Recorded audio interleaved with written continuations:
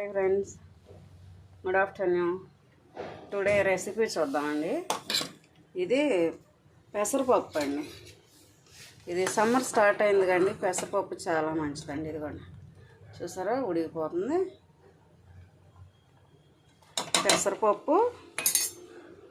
పెసరపప్పు బీరకాయ కర్రీ అండి కావాల్సినవి. ఇదిగోండి పెసరపప్పు ఉడికిపోతుంది కండి. ఇది కొంచెం పసుపు వేసుకుందాం. బీరకాయ, టమాటా, ఉల్లిపాయ, పచ్చిమిర్చి ఇవన్నీ వేసుకొని మగ్గబెడదామండి. ఉడికాక తాలింపు వేసుకున్నాం. చాలా సింపుల్ అండి. చలవ అండ్ హెల్త్కి కూడా చాలా మంచిది. ఓకేనా?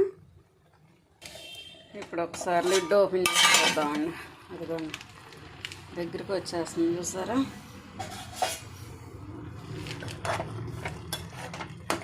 చాలా ఈజీ అండి. కొంచెం చింతపండు వేసుకుందామండి. శుభ్రం కడిగి పెట్టుకున్న చింతపండు, కారం,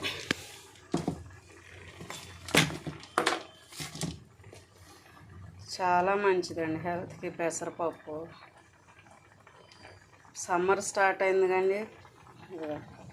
కారం తక్కువ చాలండి, కారం ఎక్కువ కూడా పట్టదు.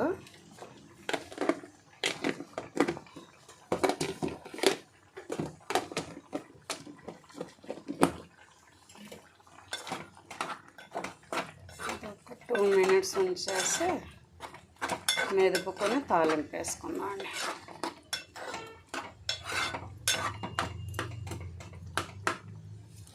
చాలా అంటే చాలా మంచిదండి హెల్త్కి.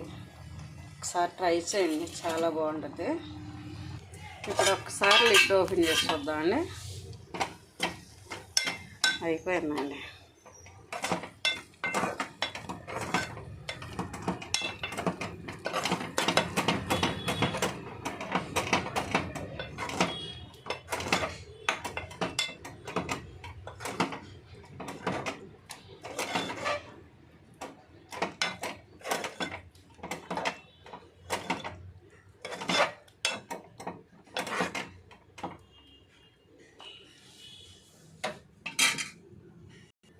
ఇప్పుడు కొంచెం ఉప్పు వేసేసి ఈ గెరిటి పెట్టే తిప్పేద్దామండి. అయిపోయింది.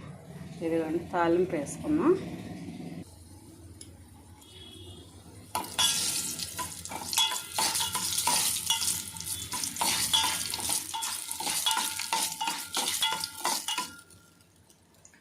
అదేండి తాలింపుకి ఎండుమిరకాయ వేగిపోతున్నాయి, చూసారా?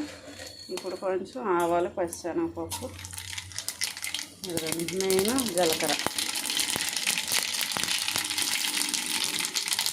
తర్వాత ఇది వెల్లుల్లిపాయ వేసుకున్నాం. పప్పులోకి వెల్లుల్లిపాయ వేస్తే మంచి టేస్ట్, స్మెల్ వచ్చింది కండి. అది వేగాక ఉల్లిపాయ,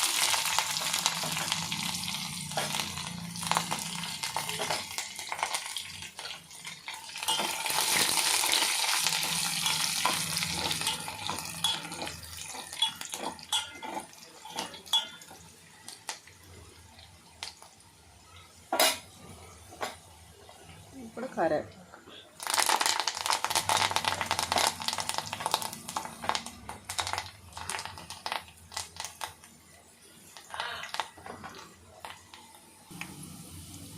అదే తాలింపు కూడా అయిపోతుంది.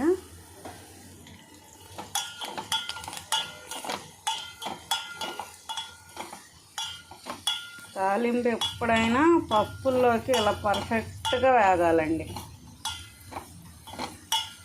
అప్పుడే టేస్ట్ ఉండిద్ది. చూసారుగా? ఇప్పుడు పప్పు వేసుకుందాం. అంతే అండి, చాలా సింపుల్గా బీరకాయ పప్పు ఎలా రెడీ అయిపోయిందో చూసారా? ఇది ఓన్లీ రైస్లోకే కాకుండా చపాతీ, పుల్కా వాటిలో కూడా చాలా టేస్ట్ ఉండిద్దండి. సమ్మర్ సీజన్ కండి, చలవ చేస్తుంది. ఒక్కసారి ట్రై చేయండి అండి. అంతే అండి. నచ్చితే లైక్ చేయండి. Please subscribe. బాయ్ అండి.